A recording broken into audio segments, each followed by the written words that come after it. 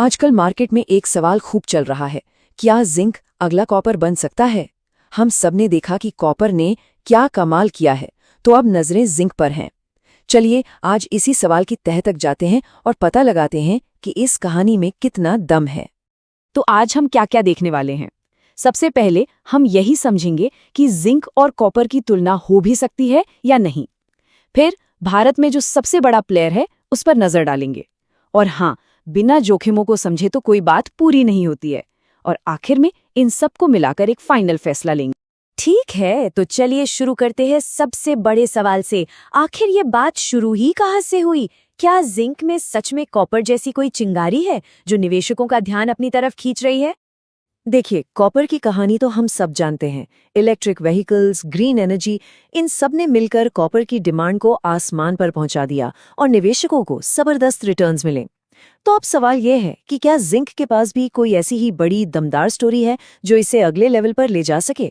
तो ठीक है, मान लीजिए कि किसी को जिंक की इस कहानी में दिलचस्पी है और वो इसमें निवेश करना चाहता है।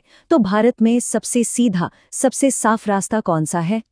जब इंडिया में जिंक की बात होती है तो एक ही नाम है जो सबसे पहले और सबसे बड़े तौर पर सामने आता है, हिंदुस्तान जिंक लिमिटेड।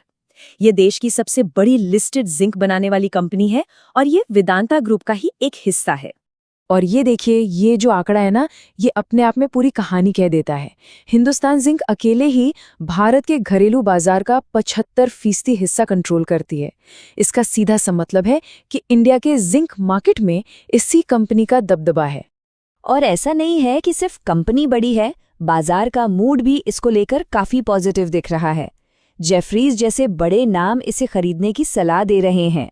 और टेक्निकली देखें तो चार्ट्स पर भी एक मजबूत ब्रेकआउट दिख रहा है, जिसे ट्रेडर्स अक्सर एक बड़े मूव का सिग्नल मानते हैं। और ये रहा उसका सबूत।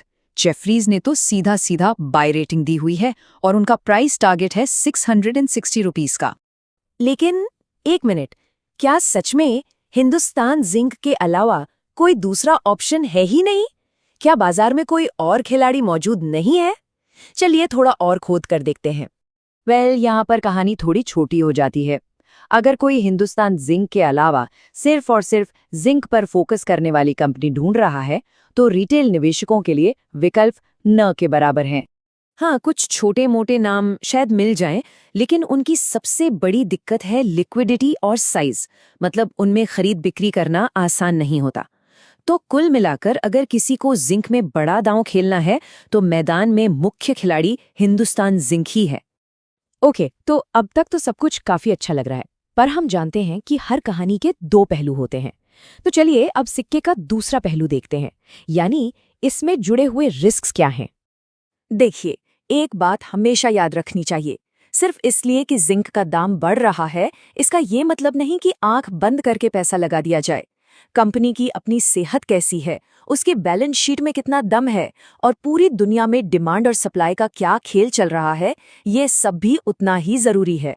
तो हिंदुस्तान जिंक के मामले में कुछ बातों पर नजर रखनी होगी, जैसे कि कंपनी के अपने फंडामेंटल्स। प्रमोटर से जुड़ा कोई भी मसला शेयर पर असर डाल सकता है। और ये तो बिल्कुल नहीं भूलना चाहिए कि कमोडिटी मार्केट साइक्लिकल होते हैं, मतलब इनमें उतार चढ़ाव चलता रहता है। और आखिर में ग्लोबल डिमांड में जरा सी भी कमी सीधे कंपनी के मुनाफे पर असर डालेगी। तो इस सारी बातचीत का निचोड़ क्या है? इन सब बातों को जानने के बाद आखिर क्या फैसला लेना चाहिए? तो क्या जिंक अगला कॉपर है? सीधा और साफ जवाब है नहीं, बिल्कुल नहीं। लेकिन क्या ये एक निवेश का मौका है? हाँ, ये हो सकता है, पर इसे कॉपर जैसी लॉन्ग टर्म ग्रोथ स्टोरी की तरह नहीं, बल्कि एक साइक्लिकल मौके की तरह देखना चाहिए, जो डिमांड और सप्लाई के हिसाब से आता जाता रहता है। तो इस पूरी चर्चा से 4 बातें हैं जो हमें याद रखनी है। पहली, इंडिया में जिंक का दूसरा नाम है हिंदुस्तान जिंक। दूसरी, ये एक चक्रीय दाव है, कोई सदाबहार कहानी नहीं। तीसरी, रिस्क को कभी भी हल्के में ना लें। और चौथी, जो सबसे ज्यादा जरूरी है, कोई भी फैसला लेने से पहले अपनी रिसर्च खुद करें। और आखिर में एक जरूरी बात, ये सारी जानकारी सिर्फ एजुकेशनल और सूचना के मकसद से है। कोई भी निवेश का फैसला लेने से पहले अपने फाइनेंशियल एडवाइजर से सलाह जरूर लें। DGN Capital Management, your success, our priority.